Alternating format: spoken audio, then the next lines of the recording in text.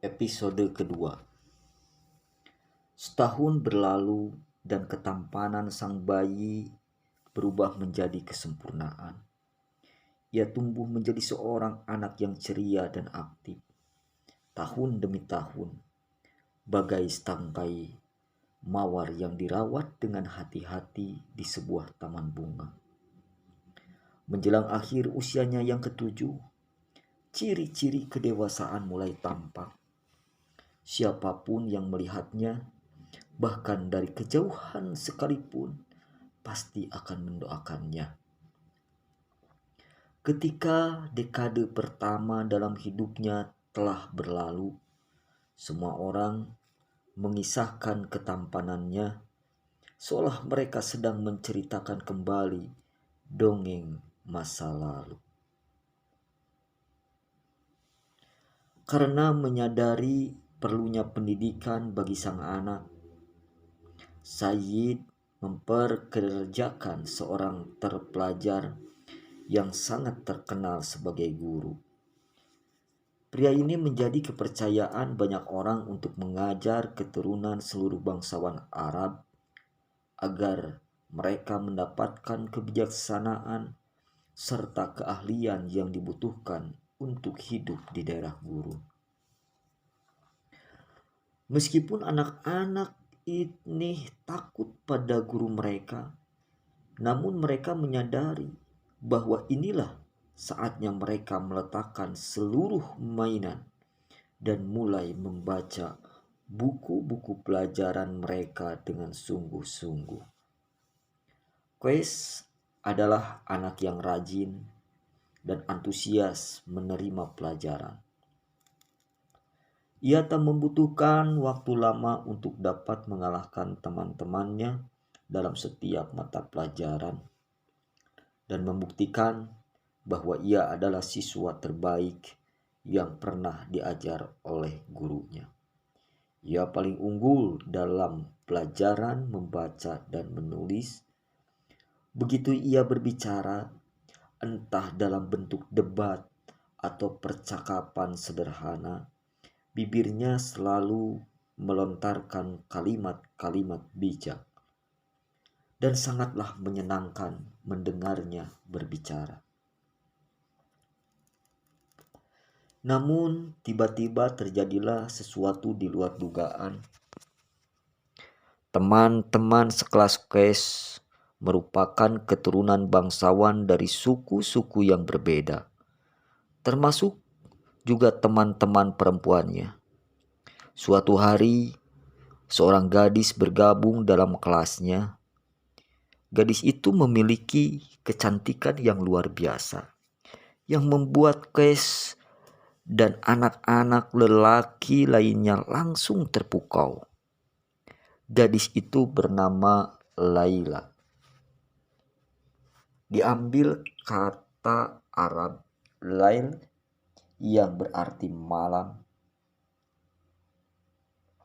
Sesuai dengan namanya, rambutnya hitam legam dan di balik rambutnya wajahnya memancarkan kecantikan yang luar biasa.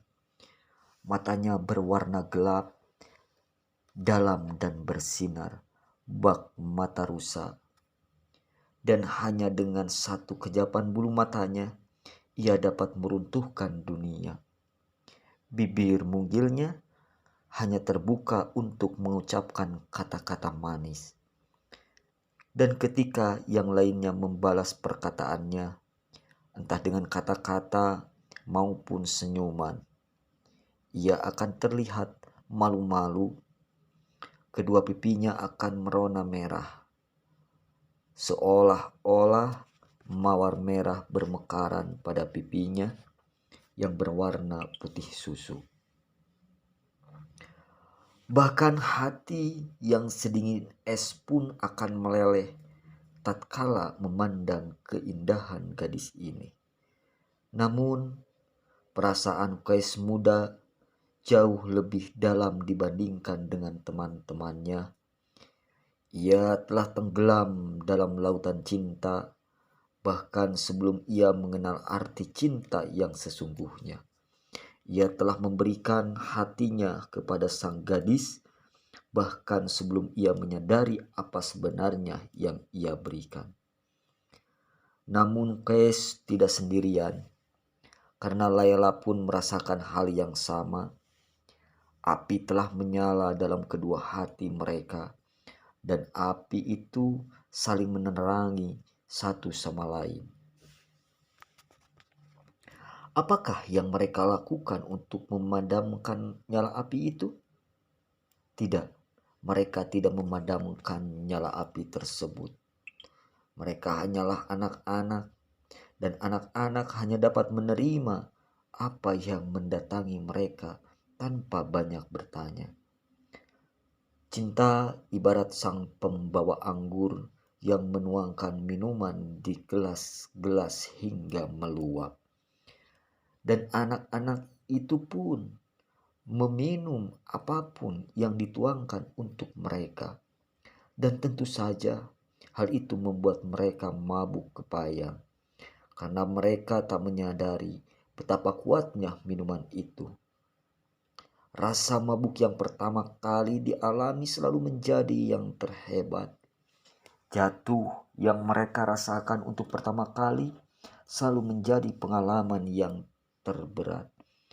Dan patah hati yang dirasakan untuk pertama kali selalu menjadi yang paling menyakitkan. Dan begitulah mereka melangkah jauh dengan perasaan itu hingga terlambat untuk kembali lagi. Dipesonakan oleh sebuah kekuatan yang asal-usulnya tak mereka ketahui, dan kekuatan itu terlalu hebat untuk dapat mereka lawan. Mereka telah meminum habis gelas berisikan minuman cinta siang dan malam, dan semakin banyak yang mereka minum, semakin kuat ketertarikan mereka satu sama lainnya. Mata mereka menjadi buta, dan telinga mereka menjadi tuli di sekolah dan di dunia yang berada di luar kelas mereka. Qais dan Layla telah kehilangan diri mereka dan akhirnya saling menemukan.